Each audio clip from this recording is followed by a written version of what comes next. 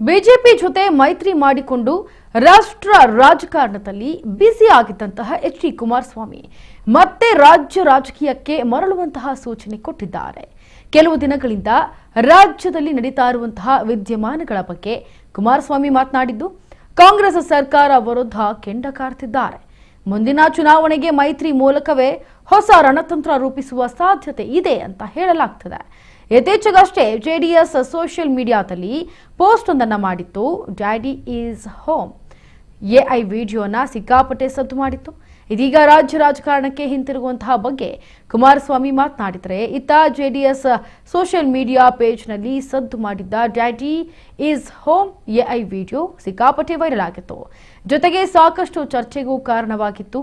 ಕುಮಾರಸ್ವಾಮಿ ರಾಜ್ಯ ರಾಜಕೀಯಕ್ಕೆ ಮತ್ತೆ ಎಂಟ್ರಿ ಕೊಡುವಂತಹ ಸೂಚನೆಯೇ ಈ ವಿಡಿಯೋ ಎನ್ನುವ ಮಾತುಗಳು ಕೂಡ ಕೇಳಿ ಬಂದಿತ್ತು.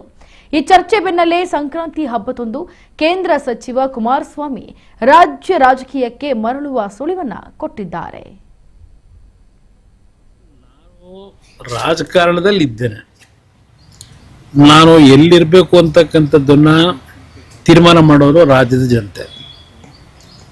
ಇವತ್ತು ಮೈತ್ರಿಯ ಒಂದು ಒಪ್ಪಂದ ನಾವೇನು ಮಾಡ್ಕೊಂಡಿದ್ದೇವೆ, ಮೈತ್ರಿಯ ಒಪ್ಪಂದದಲ್ಲಿ ಒಂದು ಯಾವುದೇ ರೀತಿಯ ಗೊಂದಲಕ್ಕೆ ಅವಕಾಶ ಕೊಡದೆ ನಮ್ಮ ಉದ್ದೇಶ ಇರ್ತಕ್ಕಂಥದ್ದು ರಾಜ್ಯದಲ್ಲಿ ಒಂದು ಒಳ್ಳೆಯ ಸರ್ಕಾರ ತರಬೇಕು ಅನ್ನೋದು ವೈಯಕ್ತಿಕವಾಗಿ ನನ್ನ ಉದ್ದೇಶ ಇದೆ, ನನ್ನ ವೈಯಕ್ತಿಕವಾದ ಉದ್ದೇಶ.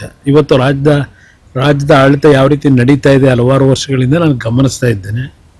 ಒಂದು ಒಳ್ಳೆಯ ಸರ್ಕಾರ ತಂದು ಜನತೆ ನೆಮ್ಮದಿಯಿಂದ ಇರಬೇಕು. ಆ ನಿಟ್ಟಿನಲ್ಲಿ ನಾಡಿನ ಜನತೆ ನಾನು ಯಾವ ಸ್ಥಾನದಲ್ಲಿ ಇರಬೇಕು ಅನ್ನೋದು ತೀರ್ಮಾನ ಮಾಡೋದು ಅವರು, ನನ್ನ ಕೈಲಿಲ್ಲ.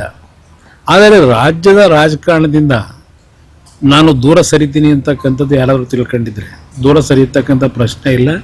ರಾಜ್ಯದ ರಾಜಕಾರಣದಲ್ಲೂ ಇರ್ತೀನಿ.